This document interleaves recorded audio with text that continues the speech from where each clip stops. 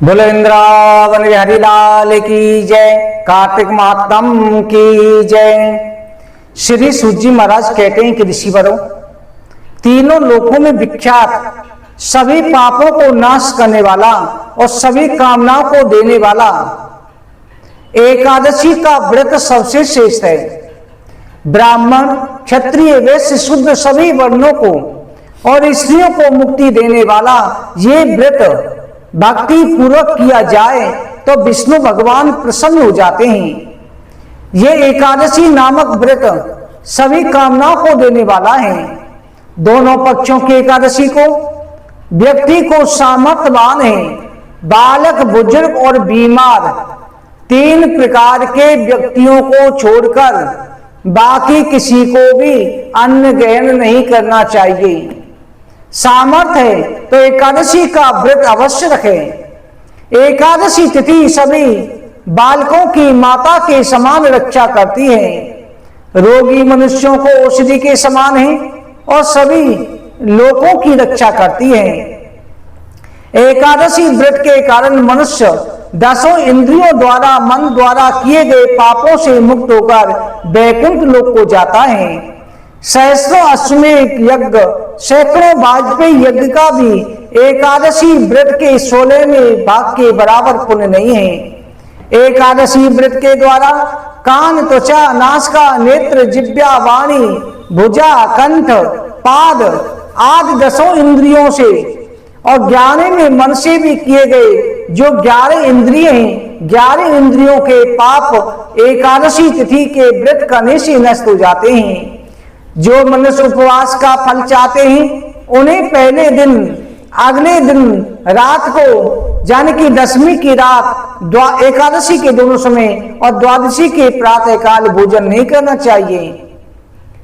द्वादशी को 10 बजे के बाद में भोजन करना चाहिए प्रातः।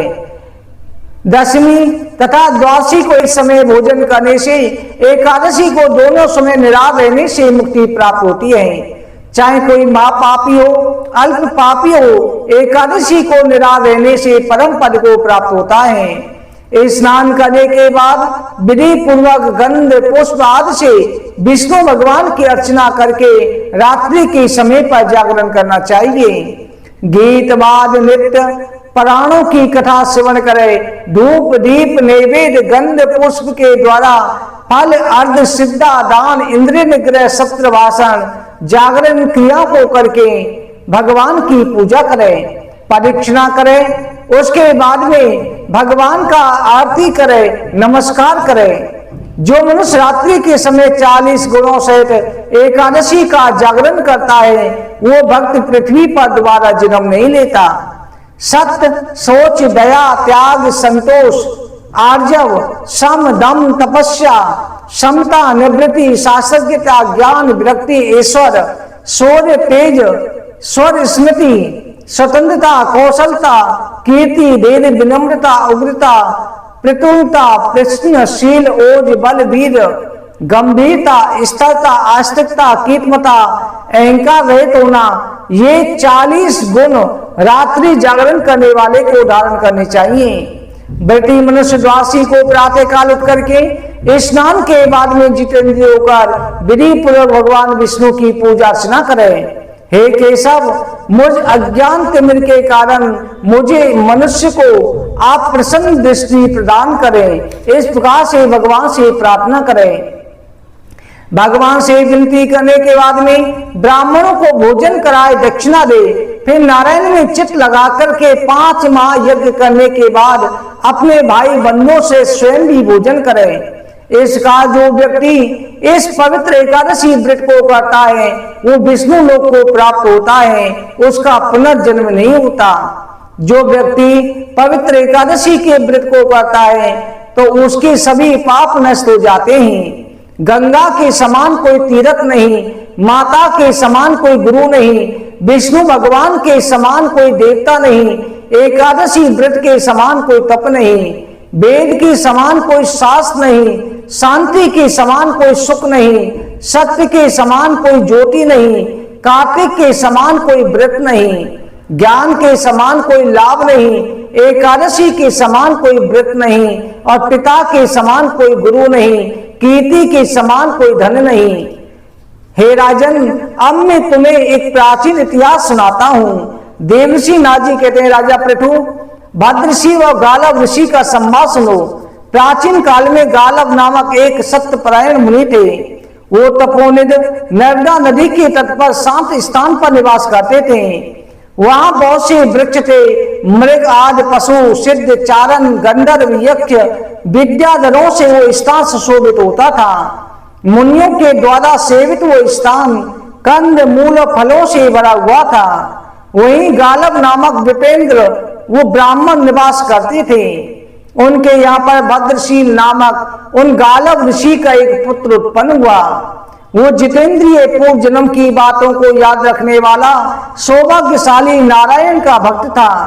वो महामुनि भद्रशील बाल्यावस्था से ही कीड़ा करते समय मिट्टी द्वारा भगवान विष्णु की प्रतिमा बनाकर उसकी पूजा किया करता। अपने मित्रों को भी विष्णु भगवान की पूजा के लिए प्रेरित करता, एकादशी का व्रत रखने के लिए कहता। उसके द्वारा सिखाए गए अन्य बालक भी मिट्टी की मूर्ति बना करके सदैव पूजा किया करते थे। उसके ऐसे चित्रों को देख करके गालव मुनि ने एक बार आश्चर्य करते हुए उसे अपने हृदय से लगाया और गालव ऋषि बोले कि हे पुत्र, तुम बड़े भाग्यशाली हो। तुम्हारा पवित्र चित्त योगियों के लिए भी दुर्लभ है। तुम सदैव श्री हरि की पूजा और प्राणियों के हित में लगे रहते हो। एकादशी का व्रत करते हुए लोकानुग्रह में तत्पर रहते हो। तुम निर्दंड मोह रहित शांति हरि ज्ञान पारायण हो। तुम्हें ऐसी बुद्धि कैसे मिली? तुम वृतांत बताओ। पिता के वचनों को सुनकर के भद्रशील ने अपने पूर्व जन्म का वृतांत कहा। भद्रशील बोला कि पिताजी, आप मेरे पूर्व जन्म की कथा सुनिए। पूर्व जन्म का इतिहास में कहता हूं। गालव ऋषि बोले कि पुत्र, तुम पूर्व जन्म में कौन थे? यमराज ने तुमसे क्या कहा वो मुझे बताओ। भद्रशील ने कहा, पिताजी, मैं पहले जन्म में चंद्रवंश में उत्पन्न धर्म कीर्ति नामक एक राजा था। दत्तात्रेय ने मुझे शिक्षा दी थी। मैंने 9000 वर्षों तक पृथ्वी का पालन करते हुए बहुत से शुभ अशुभ कर्म किए। तदुपरांत धन के मद से अंधे होकर मैंने पाखंडियों का संग किया, जिसके कारण मैं स्वयं भी पाखंडी बन गया। हे तपोधन, मेरा पूर्व अर्जित पुण्य पाखंडियों की संगति के कारण नष्ट हो गया। पाखंडियों के कहने पर मैंने वेद मार्ग को छोड़ दिया। मुझे अधर्म पर चलता हुआ देख करके मेरी जो प्रजा थी वो भी उस मार्ग में चल पड़ी। प्रजा के पाप का छठा भाग मुझे भी मिलता था। इस प्रकार सदैव पाप व्यसनों में निमग्न रहने लगा। एक बार मैं अपनी सेना के साथ लेकर शिकार के लिए वन में गया। वहां मैंने अनेक मृगों को मारा। वन में भ्रमण करते हुए मैं भूख प्यास से व्याकुल होकर रेवती नामक नदी के तट पर जा पहुंचा। गर्मी से परेशान होकर मैंने उस रेवती नदी में स्नान किया। वहां मैं अपनी सेना के अलग अलग सेना के साथ भूख और प्यास से व्याकुल होकर के भ्रमण करने लगा। उस नदी के तटवर्ती लोगों के पास जाकर बैठ गया। शाम काल के समय मैंने वहां पर उस नदी के किनारे एकादशी व्रत रखने वाले ब्राह्मणों को, भक्तों को देखा। भूखा प्यासा हम लोगों के साथ बैठकर जागरण करने लगा। उस रात में अपनी सेना के रहित घोड़सवारी के श्रम से पीड़ित भूख प्यास से व्याकुल था। रात्रि जागरण करते हुए मैंने वहीं पर प्राण त्याग दिए। तब बड़े दांतों वाले भयंकर यमदूतों ने आकर मुझे बांध लिया। मार्ग में अनेक कष्टों को सहन करता हुआ यमपुरी पहुंचा। वह भयंकर दांतों तथा मुख वाले यमराज को मैंने देखा। उस समय यमराज ने चित्रगुप्त से पूछा, हे चित्रगुप्त, इसका लेखा बताओ। सूत जी कहते हैं कि ऋषिवरों, यमराज ने इस प्रकार कहा। चित्रगुप्त ने देर तक विचार करके कहा, हे भगवान, ये महापापी है, परंतु उसने एकादशी के दिन सुंदर रेवा नदी किनारे पर उपवास सहित जागरण किया है। ये पाप मुक्त हो गया है। जो भी पाप होते हैं उस उपवास के प्रभाव से नष्ट हो गए।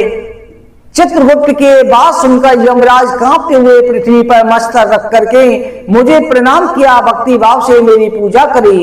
उसके बाद में अपने दूतों से कहा, हे दूतों, मेरी शेष हितकर बात को सुनो। जो मनुष्य धर्मात्मा हो उसे मेरी पुरी में मत लाना। जो विष्णु भक्ति में संलग्न है, ब्राह्मण भक्त है, एकादशी व्रत करता है, जितेंद्रिय भगवान नारायण की शरणागत है, उसकी सदैव रक्षा करना। हे गोविंद, हे माधव, हे मुकुंद, हरि मुरारी शंभु, सत्शेखर, सून प्राणी, दामोदर, च्युत, वासुदेव कहते हैं, ऐसे प्राणियों को मत लाना। जो लोग अपने माता पिता की सेवा न करते हो, निष्ठुर, कुशील हो, ब्राह्मणों का द्रोह करने वाले हो, देवताओं का धन हरण करने वाले हो, ऐसे मनुष्यों को तुम मेरे पास लेके आओ। और जो इनकी सेवा करते हैं उनको कभी मत लाना। भद्रशील बोला, यमराज के इन वचनों को मैंने पूर्व जन्म में सुना। उस समय से अपने पापों को याद करके पछताने लगा। हे पिताजी, पश्चाताप करने, धर्म के वचनों को सुनने से अब मुझे मुक्ति मिल गई है। मैं पाप मुक्त होकर वैकुंठ लोक में गया था। उस समय हजारों सूर्यों के समान प्रकाशमान यमराज ने मुझे नमस्कार किया था। फिर मेरी पूजा करके विमान पर बैठा करके भगवान विष्णु के पास भेज दिया। उस कर्म से मुझे करोड़ों विमानों सहित विष्णु लोक में अपने शुभ कर्मों के कारण भेजा गया। 1000 करोड़ कल्पों तक विष्णु लोक में रहने के बाद मैं इंद्र लोक में आया। वहां पर मैंने सभी भोग भोगे, सभी देवता मुझे प्रणाम करते रहे। उतने ही समय तक देवलोक में रहने के बाद इस पृथ्वी लोक पर मेरा जन्म हुआ है। यहाँ भी मेरा उच्च कुल ब्राह्मण कुल में जन्म हुआ है। मुझे अपने पूर्व जन्म की याद भी है, इसलिए मैं भगवान विष्णु की भक्ति में लगा रहता हूँ। एकादशी के विषय में पहले ही मैं जानता था। पूर्व जन्म की स्मृति के कारण मैं सब जानता हूँ। जो ऐसा शुभ कर्म मुझसे अज्ञानता से मिला, अज्ञानता से मुझे एकादशी का व्रत हुआ, जब ऐसा फल मिला, अगर मैं भक्ति पूर्वक एकादशी व्रत करूंगा, ना जाने कैसा फल मिलेगा।